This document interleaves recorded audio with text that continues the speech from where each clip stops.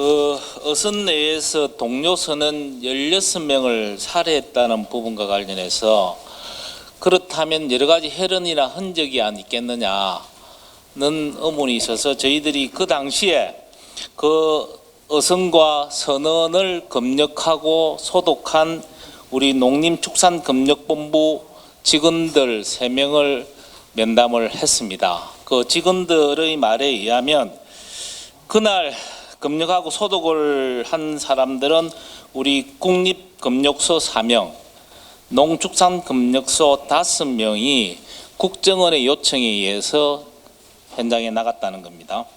그런데 2019년 6월부터 2022년 6월 30일까지 77척의 납포 어선 중에 국정원이 요청을 했었던 것은 이번 사건하고 지난 6월 달에 있었던 삼척항 그 사건 2개밖에 없었다는 이야기고요.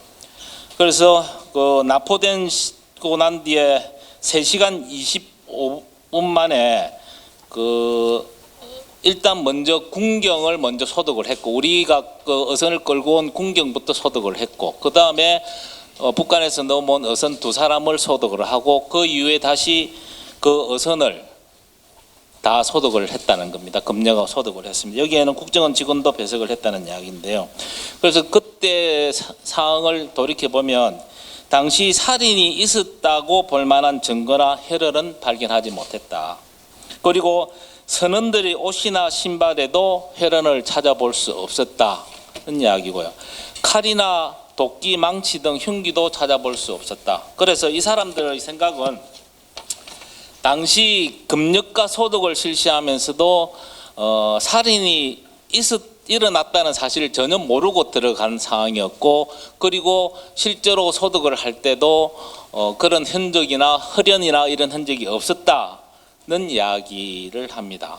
그렇다면 결론적으로 보면 이 우리 직원들의 진술과 지난 2019년 11월 8일 통일부에서는 브리핑을 이렇게 했습니다. 혈흔은 어느 정도 배 안에 그러한 흔적이 있었던 것으로 저희가 파악하고 있습니다 라고 하는 이야기나, 2019년 11월 7일 국회 외통위 전체회의에서 김연철 전 통일부 장관이 그 배에 아마 여러 가지 흔적들이 있었던 것 같다라는 진술은 현장에 우리 있었던 직원들과의 진술과 완전히 배치된 거다.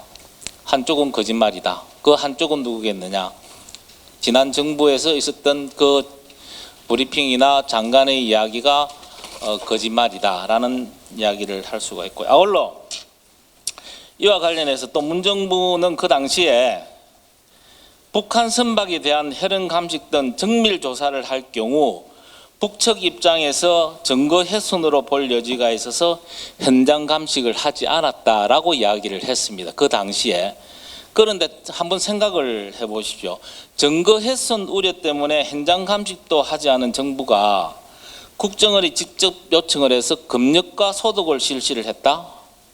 이 부분이 맞지 않다. 그 살인 혐의를 찾기도 전에 검역과 소독을 했다. 결국은 여러 가지 장인들이 증거 훼손의 걱정 때문에 손을 안 댔다는 건데, 그런데도 불구하고 오히려 그걸 검역을 하고 소독을 했다는 것은 증거 훼손의 가능성이 있음에도 불구하고 이걸 했다는 이야기죠. 그래서 진술이 맞지가 않다는 이야기를 할 수가 있습니다. 그래서 저희들이 보기에는 결국은 문재인 정부 청와대 주도하에 명확한 범죄의 증거도 없는 북한 선원들을 검역과 소독으로 증거를 없애고 북한에 소환한 것이 아니냐, 그렇게 추론을 할 수 있다라는 말씀을 드립니다. 이상입니다.